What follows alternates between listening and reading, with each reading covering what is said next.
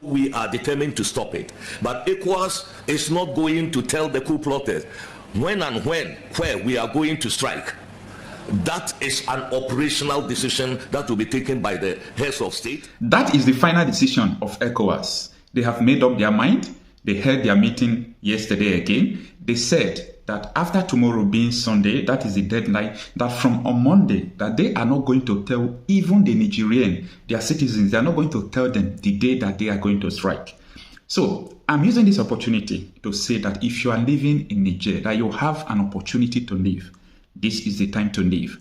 I don't know where you are leaving to, but if you have the opportunity to leave now. But I have a question to ask. This is not the African leaders we know. We are not used to African leaders who will have this motivation to fight another African country. Who is pushing these people? I think there is something behind this move. I think there is something that is making these people to go and do what even the whole Africans, I have to say the whole because it is up to 70% from the statistics. People that don't want military action in Niger, people that want peace in Africa, people that said, we don't want war. We don't want the outcome of war. We don't want the whole youth in Africa to run out. Well, posterity in the future is going to judge us. Posterity will judge us because we have spoken. We talk every day since the day this coup happened. We have been talking. We know why we are stressing ourselves, taking our time to talk about this coup, because we know that the outcome is not going to be friendly. It's not going to be friendly to even every country on African soil. It's not even going to be friendly to even the Europeans because the immigration effect will be much. But since they don't want to listen, what else are we going to do? On the critical question of leadership in Africa and the critical question of followership in Africa, and the Africa that I talk about is the post-colonial Africa. The Africa which is now divided into 55 countries with 55 boundaries imposed on her. In this video, Professor Lumumba spoke to Nigerian politicians, but I don't think that everything Professor Lumumba told them that they are practicalizing it. And it is important to share this video again to them because he was talking about the weakness in African and Nigerian leadership. He was talking about that our leaders don't care, our leaders are incompetent. So I want you to listen to this video to the end and share it. If you know any politician, share it to them. Let them have this video. Let them listen to this video. And Professor Lumumba have also shared his view about this Niger coup. He said that he don't want a military action. So what we all are saying in one voice is this. We want peace. We don't want war. And we want every incompetent leader to leave his office. He who is the greatest amongst you must be your servant. This is what Africa is asking for. And Africa has been asking this question since she regained her independence. You know, when one is talking about leadership in Africa, one must go into history and ask ourselves, what was leadership before we were rudely disrupted? We had our traditional rulers. How did they govern? For whose benefit did they govern? They are still there, the traditional rulers. How do they fit in the new dispensation? When we regained independence and adopted all these structures from the erstwhile colonizer, what did we expect to deliver? That great American Pan-Africanist John Hendricks Clark says that when Africans regained their independence, not a single one of them re-examined the style of leadership. All of them continued with a mimicry of the leadership that they inherited from the colonizer. And he then delivers this verdict. Not a single African country will ever succeed by mimicry. And I want to submit to you that whether one agrees or disagrees with John Hendrick Clark, one must look at Africa in order to ask ourselves, what is the state of leadership in Africa? And permit me to run you across the continent of Africa, and you will see a continent that is not at ease. The continent is not at ease because the continent is suffering from a deficit of leadership. Look at Africa today. Tell me whether we are at ease in Niger. Tell me whether Mali is settled. Tell me whether there is quiet and calm in Chad. Tell me whether Guinea-Bissau is doing well. Tell me whether the Cameroons are stable. Tell me whether Central African Republic is good. Tell me whether Sudan, South Sudan, Somalia, Ethiopia, Northern Mozambique, and all these countries where there is peace and quiet, whether the sons and daughters of this country, tell me whether even this great Nigeria is at ease. Tell me. The answer is, she is not. And I dare say that as long as Nigeria is not at ease, Africa will never be at ease. If Africa wants to be at ease, Nigeria must be at ease. She is the largest economy in Africa. She has a population of over nearly 200 million people. 1 in every African is a Nigerian. She is represented in every sector. If you want the best engineers in the continent, they are Nigerians. If you want the best doctors, they are Nigerians. If you want good lawyers, they are Nigerians. If you want good people, they are Nigerians. But also, if you want Yahoo boys, they are Nigerians. Nigeria is a great country. A friend of mine once told me that if you go to any part of the world and you do not find a Nigeria, leave that place, because there is nothing to do there. Nigerians are present everywhere in the world, everywhere in Africa, and Nigeria, I'm told, is a $500 billion economy. Never, ever be proud of that, Nigerians. This is an economy that should at least be a $4 trillion GDP economy. Whenever you reach that level, then I'll say Nigeria is doing the right thing. All the ingredients are there. The question is, why is it that she is not realizing our potential? When we talk about leadership, we must ask ourselves, why is it that despite the best intention of the best of us, we do not gain what we desire? You know, I said that when you look at Africa and leadership, you must go back to history. And you ask yourself what the leadership is. And we have looked at Africa that is not at ease. But yet there is a sense in which Africa has had and continues to have men and women of renown. I remember, courtesy of history, when Africa was struggling for our independence. I can remember that great meeting in Manchester in the United States of America, the Pan-African meeting. And history tells me that Nigeria was there. Chief Obafemi Awolowo was there in 1945. And I can still remember his words spoken about African unity. I remember that Ghana's Kwame Nkrumah was there. And then we remember how they came back to the continent to lead the continent. And I am still wondering how in those days, without the benefit of the internet, without the benefit of all means of communication that we now have today, that those men and women were able to govern and to galvanize the attention of the continent of Africa for the sake of Africa. They were there throughout.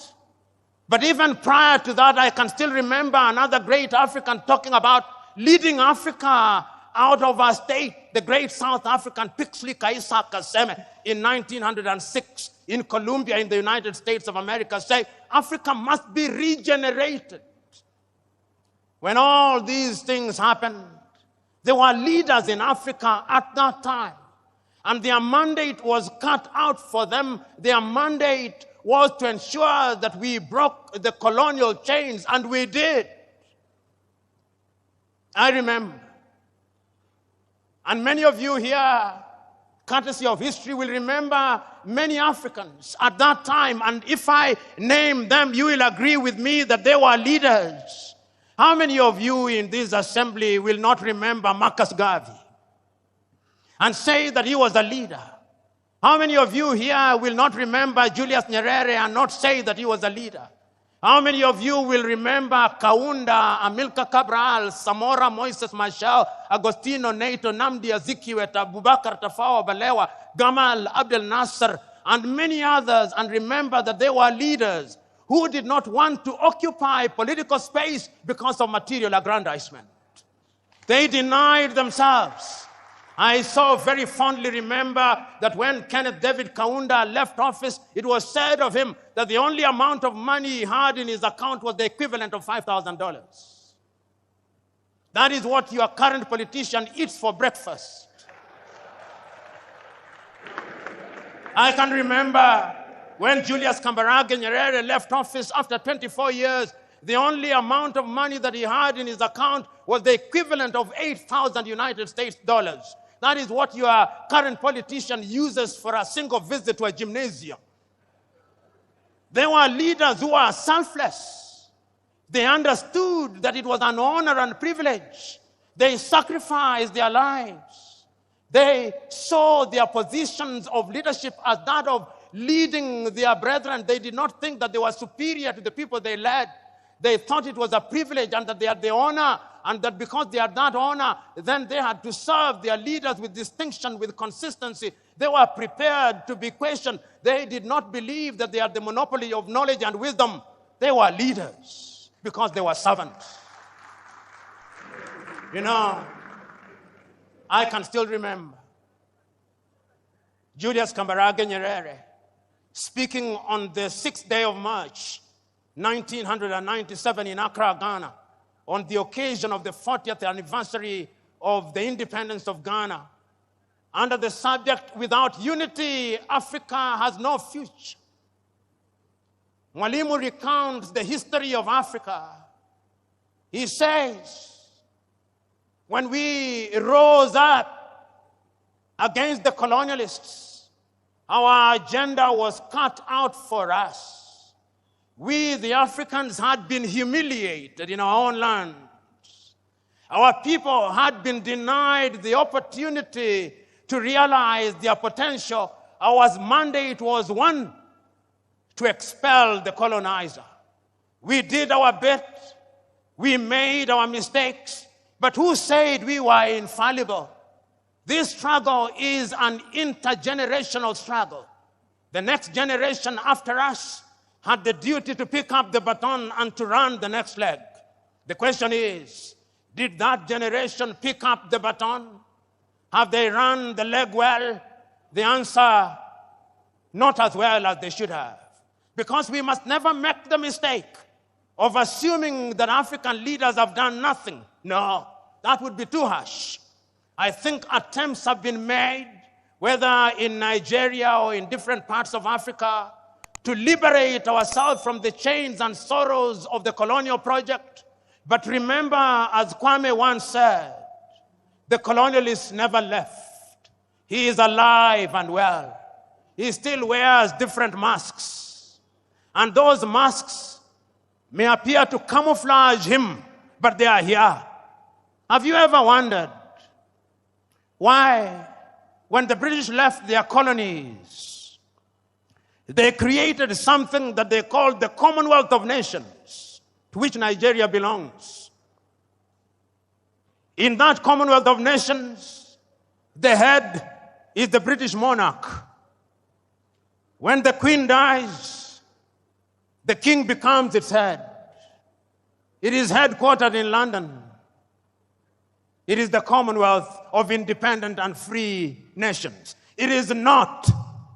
It is a post-colonial, neo-colonial institution which continues to massage the ego of the erstwhile colonizer as we celebrate.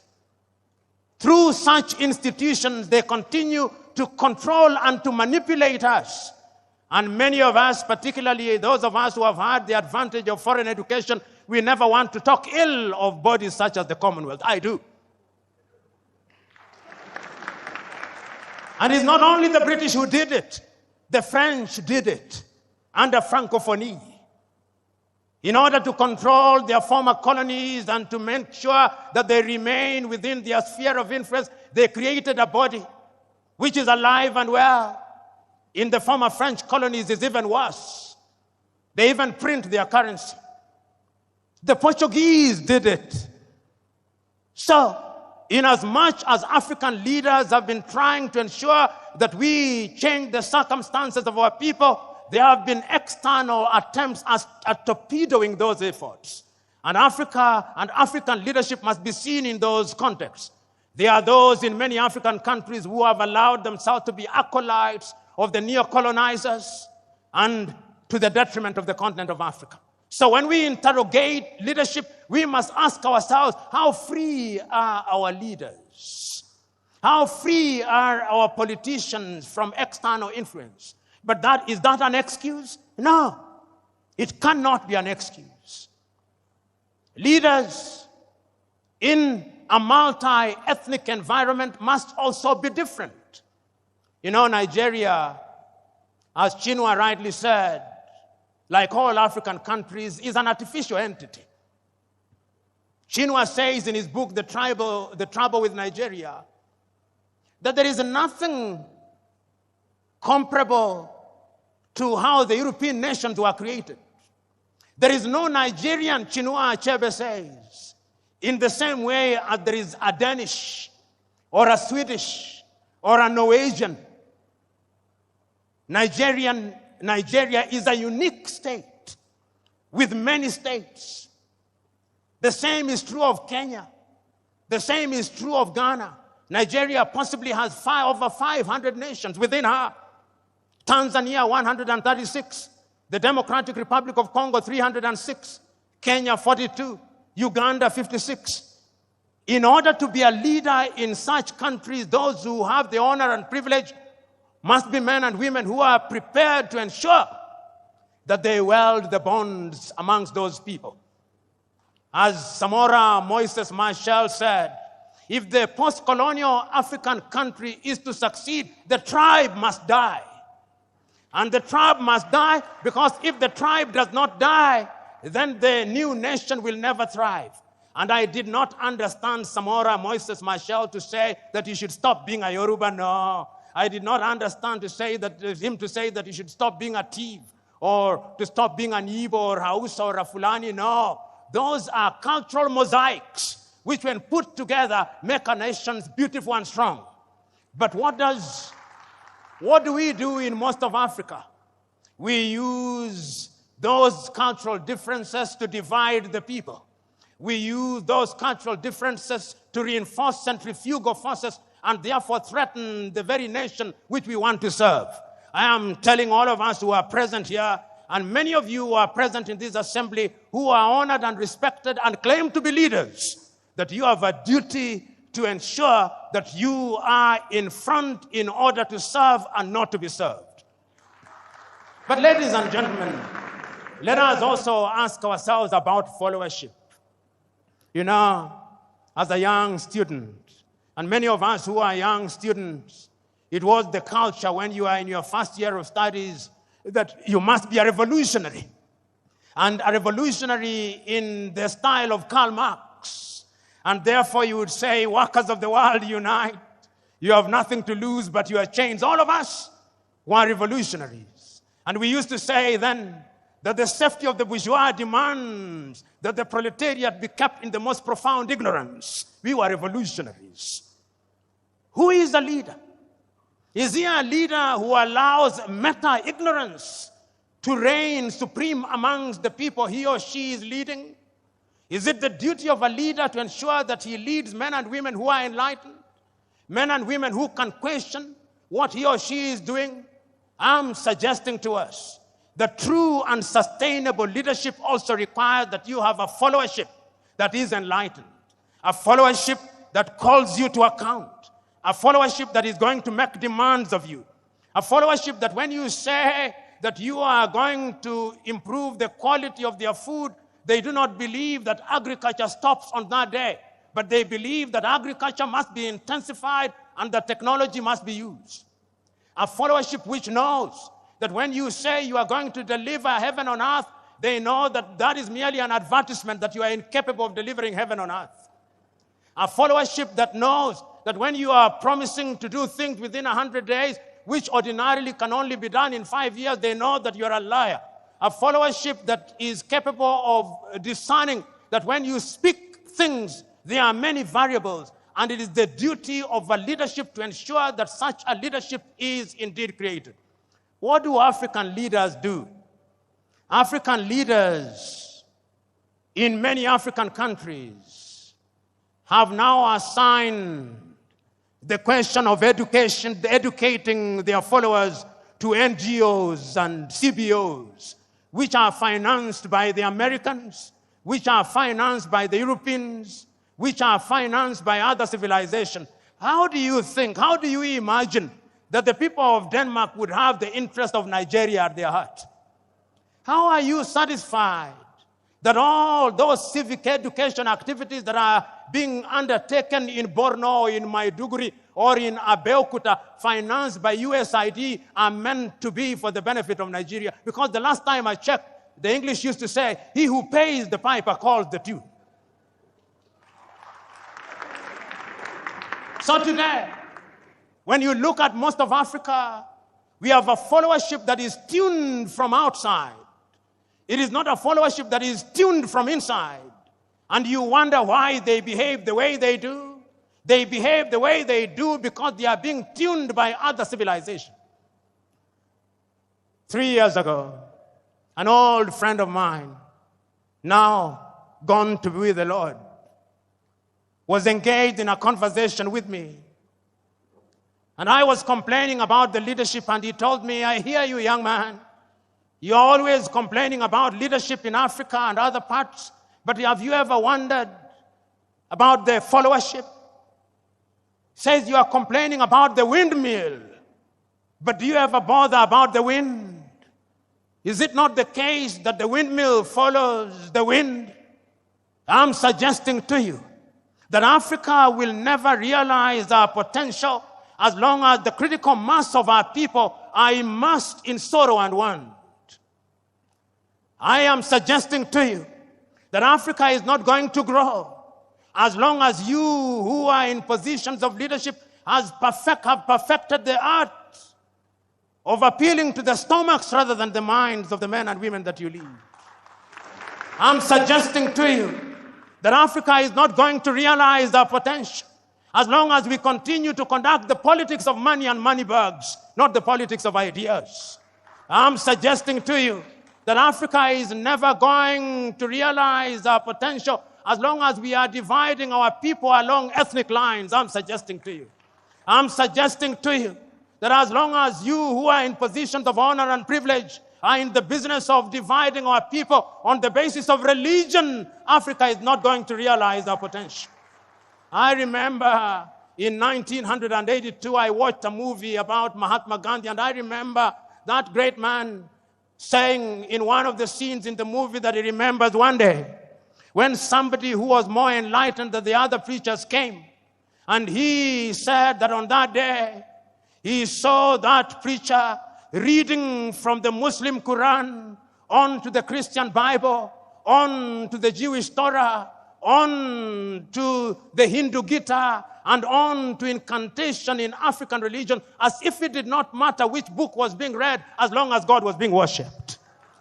I look forward to the day when those of you who are in positions of leadership will be able to tell our people, wherever they are in Nigeria or Africa, that it is not for us to fight for God. If I have a God for whom I have to fight for, that is not a God. The God that I worship fights for me.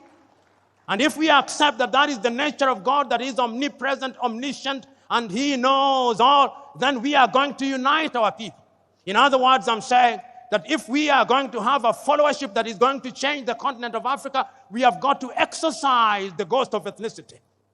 We have got to exercise the ghost of ignorance. We have got to exercise the ghost of poverty. We have got to exercise the ghost of narrow-mindedness. Fellow Africans, fellow Nigerians, it is still true that everything fails and falls on leadership. It is true that we men and women are in unique positions. Abu Bakr, Olusala, Saraki was present on this earth. Like all of us, he had his coming and his going. Today we are gathered here to remember him because, as South Sudan's John Garang Dimabior once said, as you walk the journey of life, there are two baskets that you fill by your words and deeds, whether wittingly or unwittingly. The basket of good deeds and the basket of bad deeds.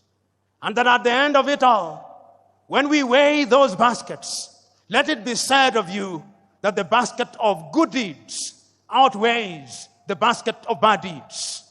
It would appear to me that the late Dr. Saraki's basket of good deeds far outweighs his basket of bad deeds. And that is why we can say, without flinching and without equivocation, that he was a colossus. That is why you call him fondly by the moniker Oloye. That is why you are gathered here on a Monday morning to pay homage to him. Now I can see Saraki upstairs through imagination. I can see him asking us, who we are present here today, oh dear Nigerians, it is 10 years since I left you. Where are the leaders? I can see Saraki asking the president of this country, how have you served, Mr. President? I can hear him ask the vice president, how have you served? I can hear him asking the senators, how have you served? I can hear him asking the members of the House of Assembly, how have you served? I can hear him asking the governors, how have you served? As to how they have served, that is not for me to say. It is for them to say. But I can also hear the great Saraki asking the Nigerians, how have you been served? Have they given you food? I can hear him ask. Have they given you fuel? I hear him ask. Have they given you electricity? I hear him ask. As to whether they have been well served, it is not for me to say, it is for them to say. In other words, the great Saraki is asking both leaders and the led, have you demanded and have you served? And the leadership that I hear him, the great Saraki, asking of us is a leadership where we are united. Not the unity of the graveyard, whose lingua franca is silence. No, it is the unity of those who are seeking to do good. Those who are seeking to do good, those who ask with the firmness that will open the eyes of the leader without inflaming their anger. I can hear it being said. You know, as I conclude, I remember this story. A story that must be known to you. It's a story about leadership, which must be contradistinguished from human leadership. It's the story of a shepherd, or the story of a poultry farmer. But I'll start with the story of a shepherd. Many of us from the north are famed for cattle keeping. And when you are driving the cattle through different grazing grounds, the cattle believe that you love them so much because you protect them from the elements, because you protect them from other wild animals. But if the cattle were to know that you are the one who would end up eating them, they would treat you very differently. Invariably, they do not know. And therefore, you will continue controlling them the way you do, and you will continue eating them the way you do. But it's a totally different case when you are leading human beings. They are not like cattle. You may lead them in a particular direction. You may think that you have lulled them into a false sense of security. You may think that you have deadened their minds. But always remember that one day, if you don't do that which is good and right for your fellow men, there is a day of reckoning. There is a day of reckoning, and history has demonstrated that it can come in the twinkling of an eye. History has demonstrated that kings have been toppled. History has demonstrated that presidents have been removed. History has demonstrated that great men have been cut down. History has demonstrated that men can rise when they are misled.